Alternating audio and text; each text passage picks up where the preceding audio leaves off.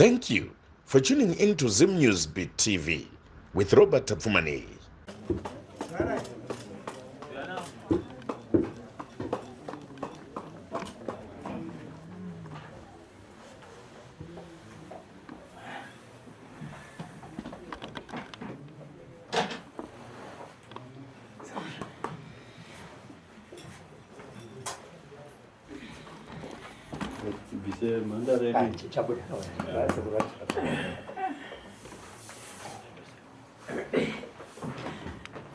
Eu mbwe. Eu mwanzo. Aiwa ndiri mutani. Wapetuka kudzoka ndizvo nai. Wadzoka kumatare musukuru. Ndochokwadi sekuru. Wafamba sei kumazuva aya? Sekuru ndisati ndataura mafambiro andakaita sekuru. Ndoda kutenda. Kutenda chaiko kutenda kukuru. Ngekuti pane mishonga makandikwa ndigezi nayo yayi. Ndona ndikuona change. Ndikuona maresults akanaka. Yes. Ndasama bhanda yako ndegore ripa. Iri Commonwealth ndera 1998. Iri ndera 1998 igore. Pane makore mangani ku estate 1998. Igore rikwantu munomziva kuti atina president Mugabe anditi. Ichokwadi sekuru. Koiro. Korimwe. Iri ndera 93. 93. Mani pomwe angaitonga. Tanga tina president Mugabe zvekare. Tana president Mugabe futi. Saka iwe paudapanda mankhwala aya uchiita zvenzenezve. Masika zvakupatira mai buno. Pawakaromba mushonga wako iwewe uchiita basa rako rawaiita iri panguva iyoyo zvaitokufambira zvakanaka. Chokwadi sekuru. Zvaitofamba zvakanaka. Sigeza weti. Uchimwa weti. Chokwadi sekuru. Right. Apa ona pano inoita zvinhu zviramba kuti izvazviri zvamushonga. So kupa mushonga kuenda kugeza. Iwapo kutotenda wega kuti zvinhu izvi zvaharaita. Saka kuya kwamukaita muno matare masekuru tasva kuti ini ndakaramba basa rako rawaiita remutambo wetsiva uchishandisa mushonga. Ndakakupa mushonga wangu muno mudaro wandikakupa. Nazvino ndo mushonga uri kupa kuti uuchire uchiti sekuru ndinotenda. Kubva matipa mushonga kuti ndinogeza zvinhu zvangu zvakufamba muchinake. Ndizvo muzukuru. Ndizvo chasekuru.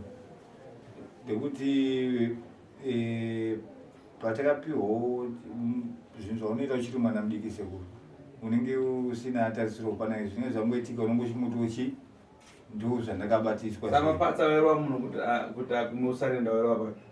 Ndairova ndirova kana musoro dumbu bhodhi.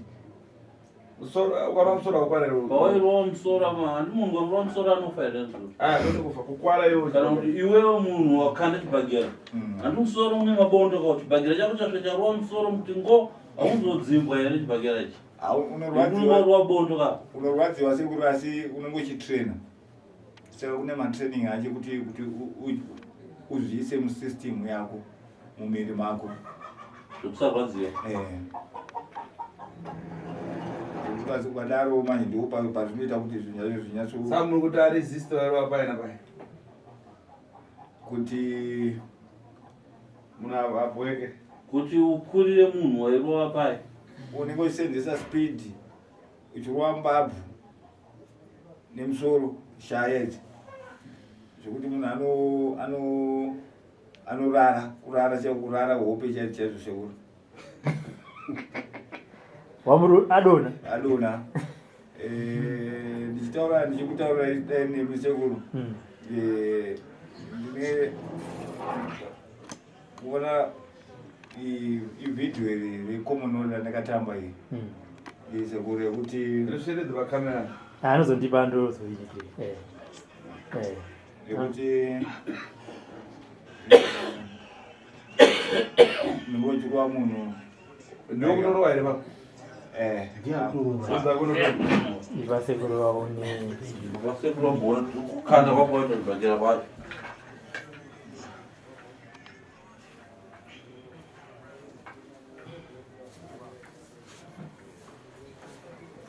Muchaina here? Muchaina rokurwana. Ndeu Scotland. Murungu. Muskoti chimurungu. Murungu. Ndio moga. Wakawina iripo. Ndakawina nino kwa mu 11th round. Ndopa ndakatora bandi rekomama. Saka zvakana muri kuna Scotland.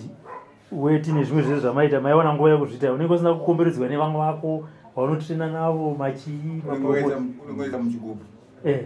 Unoisa muchigubhu. Kana uri celebrity ausei kwezvakawanda.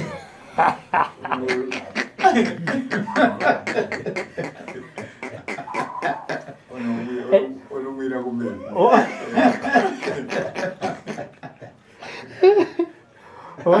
Hausati zvavana vanomwira kumberi. Blaza vakutendedza vanenge vachikuti mvura yake. Vanenge kuti wachina kaikandana zvekuti kumwiwa. Kana iwo panozoda kuti zvakachimwa zvezvo inenge siri mvura yakazvikaita chaloto. Unotorwa madrugs. Saka unodaiso kuona uri negative usina. Okay. Wakamuzotanga achinwa madrugs vaya. Vozonokutora weight. Voendesa kumishini kwavo kulab voona munhu ari clean. Saka munhu akazokuroya wakatokanganwa kunwa. Ndakakanganwa kunwa because ndasina kuenda kwasekuru yakaita emergency. Ku tournament fight yacho. Plus munhu wachanga atoshaya. Vanga afa sekuru. Sekuru vashaya. Saka kuti uchitsvaga munhu anomixa zvinhu izvozvo nezvizvi unenge wakutotanga kutoimba rimbonyowani futi. Alright. Unenge wakuda kutsvaga munhu anozivawo zvaanoziva. It's very hard kuti uwane munhu anoziva zvinhu sezvawaishandisa before. Saka apa akakunoka muraundi ichi? Second round. Wakarowa wakadona. Wakamuka ndipo kwati chii. Wega zvako pasina waunhu wautaura naye. Aiwa, unongotongesa wega mupuka kuti waradzika muchirowa wakati hazvo ndaenda. Iyoyo aiwa mwana matumula ipapo akanditadzika. Aiwa kuna zvonya. Ndokupi? Ndokutanzania. Angati mutanzania ndakatoenda kutanzania iko. Face loss. Akaburikita. Ndakarowa kuti anditaure akamuka akapenda. Ndopa wakamboona kuti kusiya kuri nani? Aiwa. Ndopa ndakazoti aiwa zvinani kutombomira kuti vanoka munhu warowa. Nasekuru ndaona video lapa wamurova. Akamurova. Imi sekuru vamamuchiona apa iye angaitaurawo maroverwo akaitwa. Azorowa Hanzo fight yakazorongwa sekuru. Yarongwa kudaro. Pakati achienda kuna sekuru vaya vaipa mangorumbera. Sekuru vakafa. Saka kuti tichitsvaga munhu angandigadzire nekukurumidza panga pasina. Aritoda kuti hanzi ndakarowa. Ora sochafu. Second round sekuru kuwata muringi kuwata. Kuwata. Takura munhu wena kunzi. Kuto peputswa nemuringi imomo.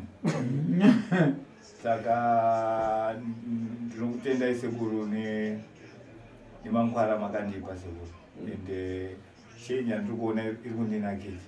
Zvokuti nhasi chaichai ndandisapose kunge ndine meeting kwamini kwa vice minister of sports. Saka mwada kutoona kuma-3 ndokatati harikatiuye kwasekuru. Meeting handikuziva kuti vane zvavakaona paYouTube nenhaurwa yavo. Saka vakatoshamisika kuti mabhande anditori nawo. Because you used to have your bandage in my bills. Yes. Because we are inviting you to ministry uye nasi number 3. So ndazofonera Mr. Mapopo na Mr. Chala tiende tesi. Atazenda Atinazoenda tavatanga zawe tazogara pano. Saka taenda ngokosisa matare. Tutanga taenda kumatare. Nekuti zvanga zvisingaite kuti tiende kuti tisina kuona sekuru. Zvacho nezvatikuona zvacho zvinenge zvikuita. Saka uye mangwana just 30 minutes dzakawandisa uri pana. Kungosvika 9:30. But this time kadoka. Anamshongana Mushonga uzotambidzwa unoenda kugeza kuita zvinhepo isarambe chibata mukati mwaro pano 9. Paone half 9 uja pa 150 years. Unorambisa muri vazukuru kumba 9. Aiwa sinuka. Pamwe nemazvimamwe mashoko kuna sekuru. Chokwadi sekuru wangu ndekuti mabatsiro amu kuti ndihamba ndiitayo ndivakwatenda nemhuri yangu chaivo vana vangu chaivo kungoti makwati ndo anondiremera mukurarama asi ndanga ndichida kuti mhuri yangu icheneswe igadzirwewo kuti vave vanhu pane vanhu vaonekwewo. Ndine vana vasikana izvezvi vana vangu vasikana vacho mwana kuti arorwa kwakati haasi kugara nemurume, mumwe adaiso haasi kugara nemurume, saka ndo mhepo yatogadzira zvinhu zvako zvatonaka. ndatenda zvatonaka usiku handive kutonga usiku ndakachena unozopiwa mushonga yekuti unobva wagadzirisawo negwara revana ivava kuti vavewo vana vane pundutso vane pundukowo paupenyu hwavo. kone ndingapinda mumba memunhu nandisingatsvage kuti mari iri papo nengunanga pane mari ungaisa mari iyoyo ndiripo. Saka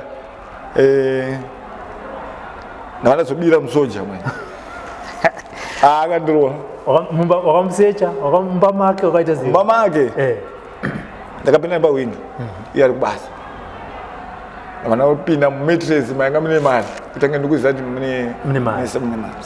So I took the money ndava ndasenzesa mari chinga chikavumba. Saka sezvisineiwo haana kundiitira police case akangondorwa. Akazviziva sei kuti ndiwe wapinda? Aiwa inyu amai vangu vaizviziva kuti mbwana nemusikadzi woyo. Saka zikanzi hakuna mumwe munhu atora ndavhonzo ndiyatora. Saka ndakatora engeri 100 US at that time. Vanazomupa change pa100 ndowana ndarova 200 ndozosira 8 warowa. Saka from there ndopa ndakaita boxing ndakuita serious neboxing ndakuya panana wafa pamusika pane mutarirenga tikutamba tikuruwa nduri ndakuturwa madhara ndakuturwa mahombe kwandiri. Saka zita rekuti mosquito rakabvira pamusika. Saka zvikuti vamwe vanhu vakatombororoherwa iroro kuti mukandiri mosquito inini one wakatanga kurova vanhu vauzika mosquitowapuwa nickname vatanga kurova futi vanhu yari kupa nickname handi muri kuona mani. Saka ndaiti pamwari kundishora mani kuti ndiri kamosquito. Saka mukoma wangu ndakazondita iwa mbwana wangu ndo mapanzi ako muyo munhu akakuti mosquito ngoti bo. So I started following zvetaurwa nemukadzi. Sikanzi ndoli vanhu vakuti akangondoona mosquito until the name rapfumbira. Saka chifamba kudaro ndo pandakazotanga kutraina na the late Langton Schoolboy Tinago aitraina pamagaba apo nane vamwe vainzi ana Henry Company ana Givi there were a lot of guys. Tanga kutraina kwakuya first amateur tournament yangu ndakatambira ku Tom Wilson Depo apo ndakapfeka bhutsu hombe boxing ring ya Langton Schoolboy ndiyakatipa neshoti rake white silk white nebhutsu dzake dzewhite. Saka ndiri muringi vanhu vaivuka ndiri mwana waLangton Schoolboy but vanoti ndibaba wangu ndibaba wangu because nananzwa nezita rake nembiri yake. Saka kuti unzi uri baba mwana wakatoti ndapinda atanga watwa ndakava nawina amateur fight anombrenator loss isangari mawini.